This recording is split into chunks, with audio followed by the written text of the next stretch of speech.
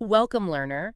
If you're curious, eager to understand complex stuff without, getting totally overwhelmed, you are definitely in the right place. We're here to help with that. Today, we're taking a deep dive, kind of a shortcut really, to get you properly informed about something incredibly ancient and honestly, just fascinating, the Epic of Gilgamesh. Ah, yes, Gilgamesh, a story that's foundational, truly. It's Yeah. echoed for millennia. It really has. We're talking about the world's oldest known epic poem from ancient Mesopotamia.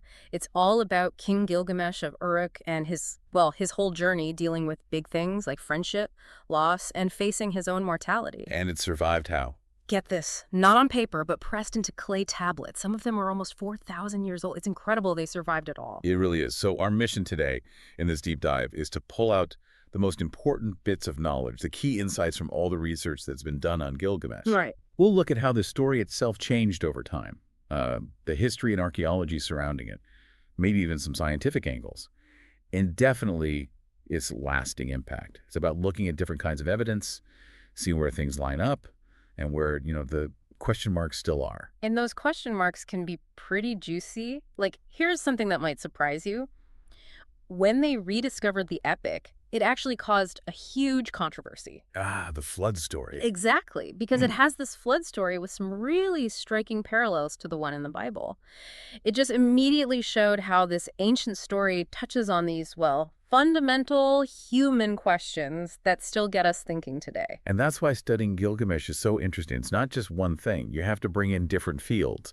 Philology, studying the language and texts. Mixed with history, archaeology. And even pulling in relevant bits from the natural sciences. Each gives you a slightly different lens to look through. Okay, so how are we going to tackle this mountain of information? What's the plan? Well, first, we'll trace the epic's textual journey. How it went from separate Sumerian poems to that big standard Babylonian version people usually mean when they talk about Gilgamesh, and what scholars think that evolution tells us. Then we had our hands dirty, metaphorically speaking. Right. We'll look at the historical and archaeological side, the hunt for a real Gilgamesh, the cities linked to him, Uruk, Sippar, Nineveh. Yeah. What did they actually look like back then? Okay. After that, we'll touch on what science can add. What was the environment like? What about the people, genetically speaking? Though there are some big limitations there we'll need to talk about. Got it. And then? Then we follow the story's echo through time. How was it received back then? How does it influence us now? And finally, we'll just kind of step back, look at all the evidence together, what we know, what we still don't know. Sounds like a plan. We're looking at layers upon layers here. That's the perfect way to put it. History, culture, interpretation, all layered together. All right, let's peel back that first layer then. The text itself. You said it wasn't written all at once. No, not at all. It really started out as a bunch of separate Sumerian poems. They focused on this hero figure, Bilgames. That's the Sumerian name for Gilgamesh. Bilgames, okay. These probably date back to around 2100 BCE, maybe even earlier. Think Third Dynasty of Ur. They weren't one long story, just individual adventures about this king of Uruk. So what kinds of adventures are we talking about in these early poems? Any specific examples? Yep, we have fragments. Thankfully, there's Gilgamesh and Aga, which is interesting because it shows him dealing with another king, Aga of Kish. Sort of hints at city rivalries, which were common. Okay, political stuff even back then. Definitely. Then you have Gilgamesh and the Bull of Heaven. That's Gilgamesh and Enkidu fighting a divine bull sent by the goddess Inanna.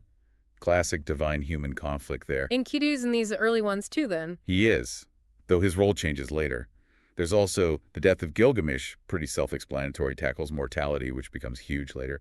And Gilgamesh, Enkidu, and the Netherworld, involving a sacred tree and Enkidu's trip to the underworld. Themes of the afterlife popping up. And the famous Cedar Forest trip. That's in there too, in versions of Gilgamesh and Wawa. Him and Enkidu battling the monster guardian Humbaba, or Wawa in Sumerian, your classic heroic quest. Wow, so the core elements were there early on. Were these just good yarns or maybe something more? Like for the royals? That's a good question. Some scholars think these Sumerian tales might have been court entertainment, especially maybe during King Shulgi's reign. He actually claimed to be related to Gilgamesh. Ah, okay. So telling stories about your divine relative could be useful politically. Exactly. Could help legitimize your own rule. All right, so we've got these separate Sumerian poems. How and why do they get woven together into one big story and in Akkadian, not Sumerian? That shift happens during the Old Babylonian period, so roughly 2000 down to 1600 BCE. Scribes started combining these different threads, and yeah, they switched the language to Akkadian, which was becoming dominant. And this early combined version, it has a name. We know it by its first line. It's incipit. Udur el Yari means surpassing all other kings. We have fragments like the Pennsylvania and Yale tablets from around the 18th century BCE showing this Akkadian version taking shape. And this is where the Gilgamesh and Enkidu friendship really becomes central, isn't it? More than in the Sumerian ones. Precisely. That's a key development in this Old Babylonian phase. Enkidu shifts from being, well, sometimes more like a servant in the Sumerian tales to being a true friend, an equal. And that relationship becomes the heart of the story, driving the plot and the themes of companionship and loss. So the story's solidifying, becoming more focused, and it starts to travel. It does. Through the Middle Babylonian period and the Late Bronze Age, say 1600 to 1100 BCE, Akkadian is the international language, the lingua franca, and the Gilgamesh epic becomes a kind of literary classic across the Near East. So people are reading it outside Mesopotamia. Absolutely. We found copies or fragments in places like Hattusa, that's the Hittite capital, in Turkey, Ugarit over on the Syrian coast, even Megiddo in Palestine. It really shows it was seen as important literature across different cultures. That's amazing. But you mentioned something odd. While it's spreading out, we have fewer copies from Mesopotamia itself during this time. Yeah, it's a bit strange. We don't have a lot of Mesopotamian textual evidence for Gilgamesh from that specific Middle Babylonian window. That's why those finds outside Mesopotamia, like the ones from Hattusa, are so valuable. They help bridge the gap and show how the epic was developing before the later version we know best. Which brings us finally to that version, the Standard Babylonian Version, or SBV, the one from Ashurbanipal's library. That's the one, the most complete form we have. Most copies come from King Ashurbanipal's library at Nineveh, 7th century BCE. But the person credited with actually composing or compiling this version is a scholar scribe named Sinleki Unini. Sinleki Unini. Quite a name. Indeed. He probably lived quite a bit earlier, maybe sometime between 1300 and 1000 BCE, and his version starts differently too. The opening line is Anakba Omuru, Which means? he who saw the deep. It signals a shift in focus. It's not just about Gilgamesh the king, but Gilgamesh the wise man, the one who gained knowledge through hardship. Ah, so it's evolving thematically, too. More reflective. Very much so. Sinleki Unini structured the main story over 11 clay tablets. And crucially, he integrated the flood story into tablet 11, having Utnapishtim tell it directly to Gilgamesh. Right, the flood survivor. Exactly. This version really emphasizes the big themes: mortality, the human condition. Gilgamesh, by the end, isn't just a hero. He's someone who's gained profound wisdom through suffering and searching. What about Tablet 12? I heard that's sometimes seen as separate. Yeah, Tablet 12 is mostly a translation of that earlier Sumerian poem, Gilgamesh, Enkidu, and the Netherworld. It feels a bit tacked on, thematically doesn't quite fit the flow of the first 11 tablets. Most scholars see it as a later addition.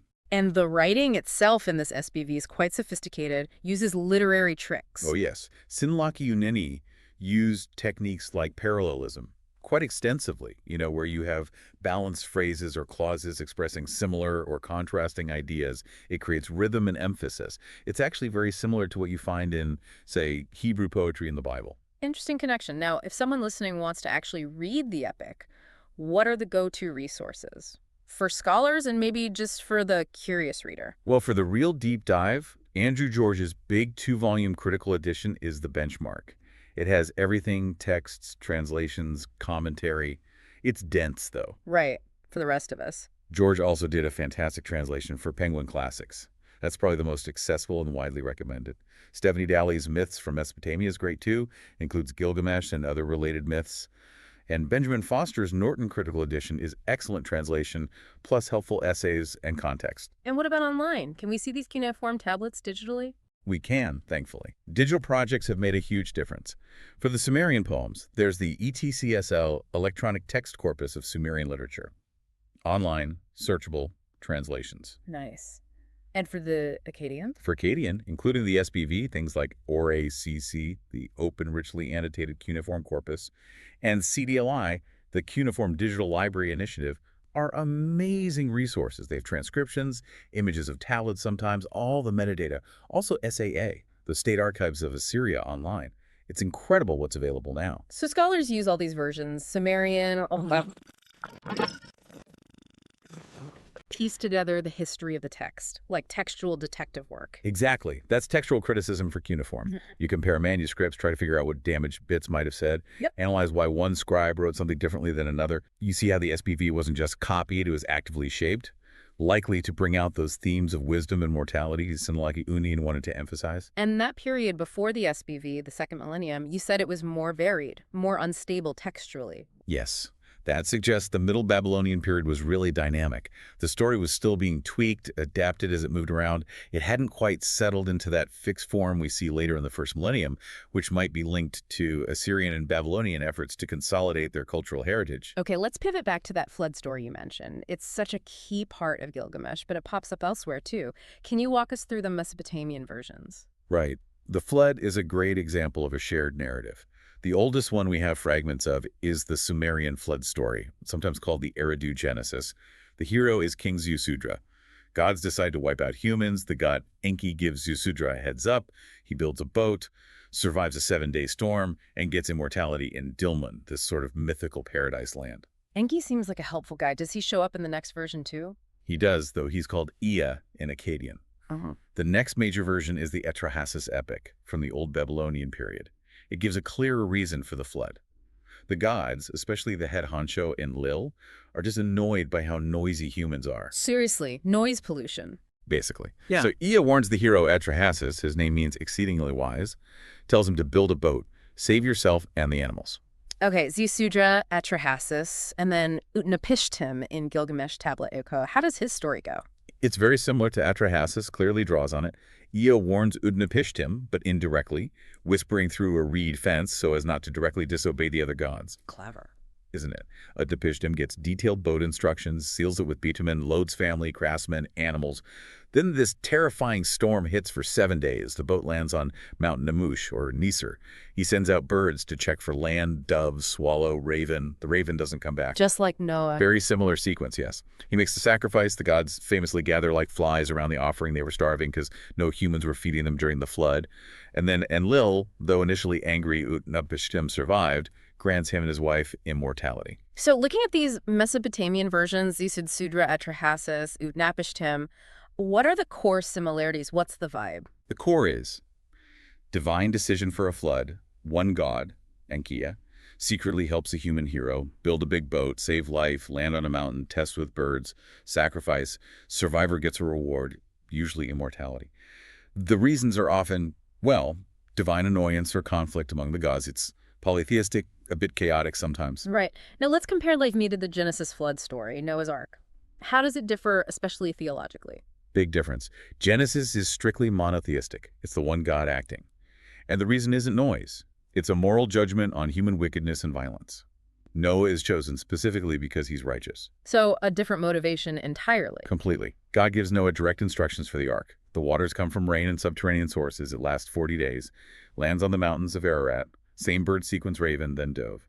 Noah sacrifices afterward, but then God makes a covenant, a formal promise symbolized by the rainbow, never to destroy all life by flood again. So similar plot points, but a totally different theological framework. Justice, righteousness, covenant. And you mentioned a word connection. Yes, the Hebrew word for the pitch Noah uses on the ark is kopher. The Akkadian word Utnapishtim uses is kupru. They're cognates-related words. It's strong linguistic evidence pointing towards Mesopotamian influence. The general agreement among scholars is that the Mesopotamian stories came first, and Genesis adapted the narrative to fit its own theology. It's less about who copied whom, more about how each culture used this powerful story mold. Fascinating. And the Quran also has a flood story with Noah, or Nuh. Yes, the Quranic version, in surahs like Hud and Nuh, also presents a clear monotheistic view. Prophet Nuh warns his people about their disbelief. They reject him. Allah commands him to build the ark, load believers, family except an unbelieving son who drowns, and animals, floodwaters from earth and sky. Ark lands on Mount Judy.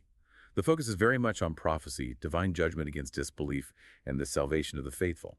Some Muslim traditions also interpret it as potentially a regional flood, not necessarily global. So it really seems like this powerful flood narrative originates way back in Mesopotamia and then gets reshaped by these major world religions to convey their specific core beliefs. Exactly. The basic story structure proves incredibly adaptable for exploring humanity's relationship with the divine, whatever form that takes. Okay, let's shift gears. We've talked about the story, now about the man. Gilgamesh. Was he, a real person, the semi-divine king of Uruk? Ah, the big question. Was there a historical Gilgamesh? It's captivated people for ages. The epic is full of myth, obviously, but Okay, well, there's enough circumstantial evidence that most scholars think, yes, there probably was a real ruler of Uruk behind the legends. really? When would he have lived? The consensus points to the early dynastic I period. We usually abbreviate it EDI, Mm-hmm. so think roughly 2900 to 2700 BCE. Very early. Okay, EDI, Uruk. What's the evidence pointing that way? Where does his name first pop up historically? The main text people point to is the Sumerian king list. It's a later compilation, maybe the third or Old Babylonian time, so not contemporary. But it lists Gilgamesh, well, Bilgams, as the fifth king of Uruk's first dynasty. It says he came after Dumuzid, ruled for 126 years, which is obviously legendary, It's just a bit. and says his father was a phantom, or a Lulu demon. So it's problematic as pure history, especially for the early names, but it gives us a traditional place for him in the sequence. So a traditional framework, but maybe not solid proof. Anything else? Something more convincing? Yes, much more compelling, I think, is a Tumul inscription. This text is from the early 2nd millennium BCE, time of Ishbi era. It talks about rebuilding temples in Nippur and Tumul, and crucially, it mentions that the Tumul shrine needed fixing up, and it lists who did the work over time.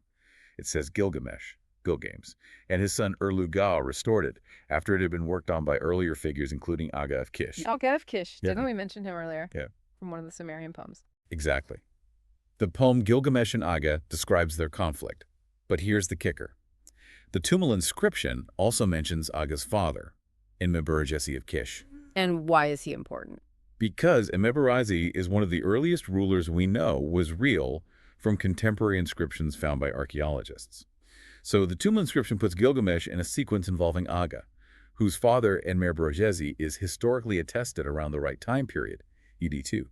That creates a synchronism, a connection. Ah, I see. So it ties Gilgamesh through Aga to a historically confirmed king. Precisely. That link, combined with a kingless tradition and the Gilgamesh and Aga poem, makes the strongest case for a historical Gilgamesh ruling Uruk sometime in the EDA period, contemporary with those late Kish rulers. So still no, Gilgamesh built this wall inscription from his time. Unfortunately not. That would be the dream find. But the convergence of these later texts makes a historical core figure highly probable in the eyes of most scholars. His deeds then likely snowballed into legend. And did that legend grow quickly? Was he seen as special even in ancient Mesopotamia? Oh, definitely. By the third period, so maybe 600, 800 years after his likely lifetime, he's already being worshipped as a god. Kings like Shulgi are claiming to be his divine brother or friend, using his name for legitimacy. Offerings are made to him. He even becomes a judge down in the underworld. His status grew immensely. Wow. From probable king to epic hero to god and judge. Quite the career path. Not bad, is it?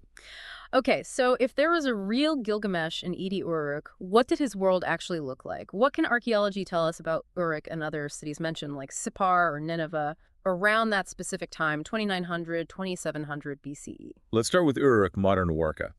Archaeology shows it was a powerhouse, especially in the periods just before Edi First. The Uruk First period, say 3400, 3100 BCE, saw this massive urban boom, huge temples like Iana and Anu, new architecture, cone mosaics. And writing started there, right? Proto-cuneiform, yes. The archaic text from Uruk, it might have been the biggest city in the world then during the Uruk expansion. Then the Uruk III period, Jemdet-Nazar, saw more building, included that huge 9-kilometer city wall, the epic credits to Gilgamesh. Okay, so leading up to his time, Uruk was huge and innovative. What about the EDI period itself, his likely era? That's where it gets a bit trickier archaeologically at Uruk. The EDI levels are harder to define clearly. The site is incredibly complex, layers built on layers, and early excavations maybe weren't focused on distinguishing that specific period as much. We know Uruk was still a major city, but the picture is less sharp than for the preceding Uruk periods. There might have even been some disruption around the transition. So a big important city, but the specific details for his time are a bit blurry on the ground. What about Sippar, up north near Babylon? Sippar, yes. Tel Abu Haba today, famous as the cult center for the sun god Utu, or Shamash. Archaeology shows it was occupied substantially from the early dynastic period onwards, likely starting back in the Uruk period. Lots of tablets found there. But again, the early ED levels are less well understood archaeologically compared to later Neo-Babylonian stuff, which is what early excavators often focused on and didn't always record meticulously. More recent work is filling in gaps, but pinpointing the EDA city precisely is still ongoing work. Okay. And Nineveh, way up north on the Tigris. Famous later, but what about an EDI? Nineveh near Mosul. Yeah, later the Assyrian capital with Ashurbanipal's library holding Gilgamesh. But its history is much older. Back in EDI, Gilgamesh's likely time. Nineveh was part of a totally different cultural world. Different how? It belonged to what archaeologists call the Ninevite Five culture. This covered northern Mesopotamia after the southern Uruk expansion receded. It had its own distinct pottery, different settlement patterns, mostly smaller villages initially in EDI, though starting to re-urbanize later. It wasn't like the big Sumerian cities of the south at that point. So summarizing the archaeology for EDI, Uruk was big, but details are fuzzy. Sippar was occupied, but early levels less known. And Nineveh was basically in a different cultural zone. That's a good summary. It means that while the epic names these places, the archaeological reality for Gilgamesh's specific time slice, EDI, doesn't give us a super clear, unified picture of his world. There are gaps in visualizing it precisely. Okay, so visualizing the cities is tricky. What about visualizing the hero himself? Does ancient art from that early dynastic period help? Do we see images that scream Gilgamesh? If only. It's really frustrating, actually. Identifying Gilgamesh in ED art is highly speculative. The biggest problem, almost no images from that time have labels saying, this is Gilgamesh. So you're looking for recurring pictures, motifs. Exactly. You see lots of contest scenes, typically a nude, muscular hero figure wrestling lions, bulls, maybe fantastical creatures. Sometimes there's a second figure, maybe a bull man who people want to see as Enkidu. Sounds promising. It does. But these scenes are so common across Mesopotamia and even beyond, they might just represent a general theme of heroism, control over nature, cosmic struggle. Attributing them specifically to Gilgamesh without more context is risky. What about scenes that look like specific episodes, like fighting Humbaba or the Bull of Heaven? There are some images, maybe two heroes fighting a giant-like figure, or two heroes tackling a winged bull that scholars have cautiously suggested might depict those episodes. But again, it's an interpretation based on matching the image to the later story. No guarantees. There's also that image often called the Master of Animals, right? Holding two beasts. Is that him? That's another classic example. It's a powerful image, a figure dominating animals. And yes, people often label it Gilgamesh, but scholars are much more cautious now. It's an ancient, widespread motif. Unless the context is clearly narrative and fits Gilgamesh uniquely, it's probably best not to assume it's him. Okay, so mostly generic heroes. Any exceptions? Anything closer to a positive ID? Well, there's a potentially significant seal impression from the royal cemetery at Ur. It dates to ED the Third, so a bit after Gilgamesh's likely time, maybe 2600, 2500 BCE. What's interesting is it has an inscription naming a known king, Masanapada of Kish. And next to the name, there's a scene with a hero figure, maybe Gilgamesh, and a bull between two lions. Why is that significant? Because it links potential Gilgamesh-like iconography with a historically datable context relatively close to his traditional period. But even then, identifying the hero as Gilgamesh is still interpretive.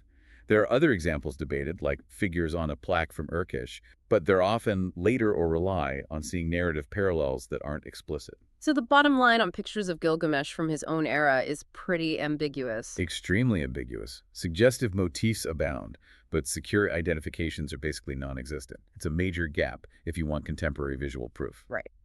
Okay, we've looked at text, history, archaeology. Let's bring in the science. What can scientific methods tell us about the environment and maybe even the people of Mesopotamia back in the early dynastic period? Science offers some really valuable complementary views, definitely. But we also have to be upfront about the limitations, especially getting high-resolution data for that specific EDI window and for southern Mesopotamia. Understood. Let's start with the environment. What was the stage like where this epic played out? Southern Mesopotamia is basically the floodplain of the Tigris and Euphrates rivers. Super fertile, thanks to the silt they carry, but also incredibly dynamic and unpredictable. Dynamic how? Floods, obviously, big ones. But also, the rivers themselves constantly change course. They'd carve new channels, abandon old ones. We call that avulsion. Geoarchaeology, studying ancient sediments and landforms, helps us map this out. So the rivers weren't where they are today? Not necessarily, no. Studies near Sippar show the Euphrates was active there from way back, 3100 BCE or earlier, which makes sense for the city's location. But further south, near Uruk and Babylon, research shows the Euphrates shifted course significantly multiple times. The river landscape Gilgamesh knew would have been very different. It must have had a huge impact on where people lived, how they farmed. Absolutely. A shift in the river could leave a city high and dry, or suddenly make a new area farmable. It drove settlement patterns, necessitated complex irrigation, and of course that constant threat of massive devastating floods. Well, it provides a very real environmental backdrop for those flood myths we talked about. Right. Though linking a specific myth to a specific ancient flood event is hard. Very hard. People used to point to flood layers found at Ur by Woolley, but those are much earlier than Gilgamesh's time. It's more likely the myths reflect the recurring experience of living with unpredictable, powerful rivers. What about the climate back then? Was it wetter, drier? That's harder to pin down precisely for EDI. We look at paleoclimate proxies, things like stable isotopes and sediments, ancient pollen records. We know about bigger shifts, like a wetter period earlier in the Holocene, or a major drying event around 4,200 years ago that might have hit the Akkadian Empire, but that's after Gilgamesh. Getting fine-grained climate data for southern Mesopotamia, specifically around 2900, 2700 BCE, is still a challenge. So, general picture: dynamic rivers, flood risks, but the exact climate details for his lifetime are fuzzy. Pretty much.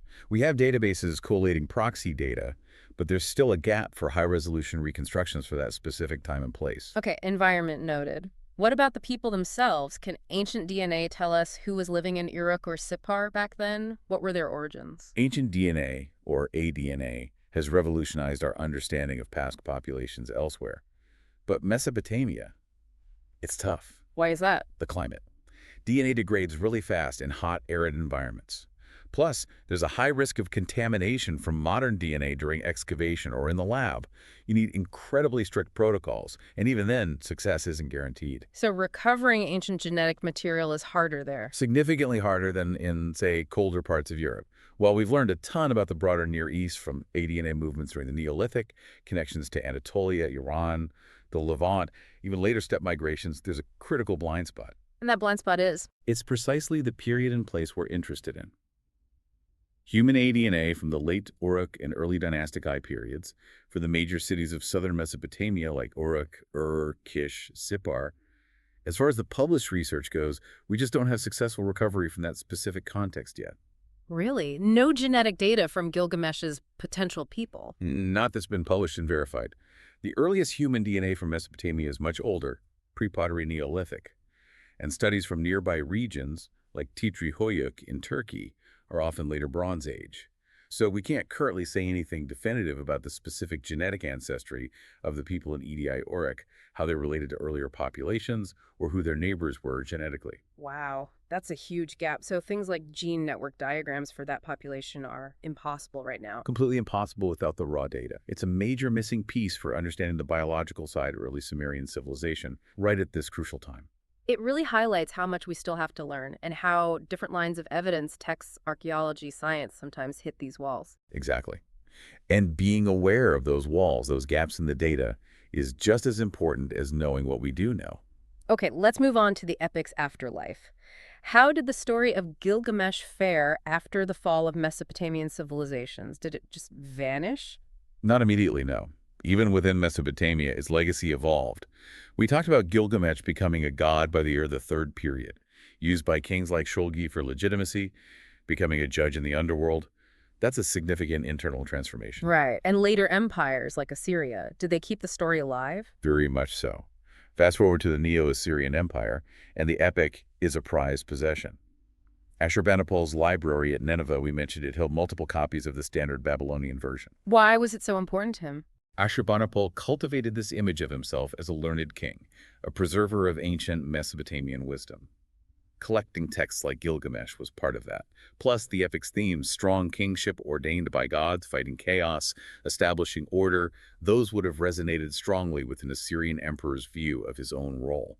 Preserving it was partly about connecting Assyrian rule to that deep Mesopotamian cultural heritage. So it remained culturally significant at the highest levels. Did they depict him in art more clearly by then? Still surprisingly ambiguous.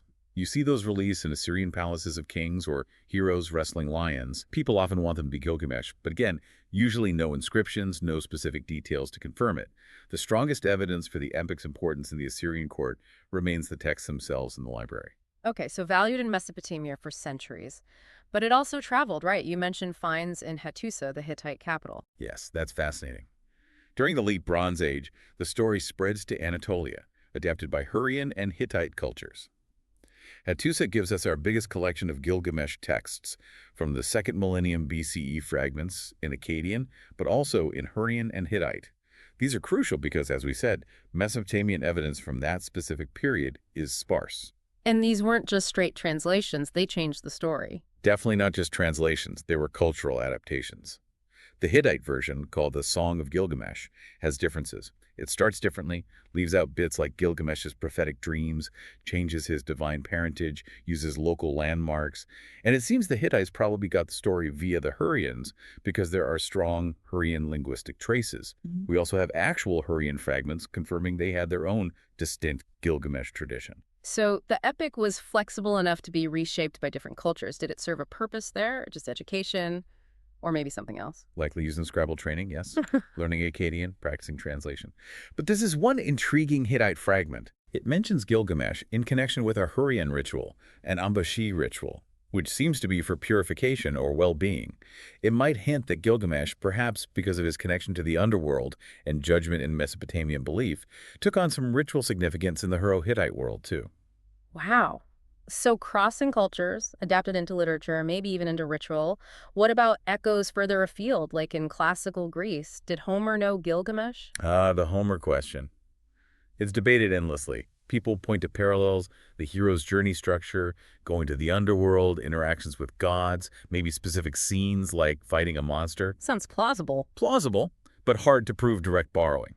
The similarities could just be common mythological patterns found across the ancient world, or maybe influences trickled through indirectly over centuries.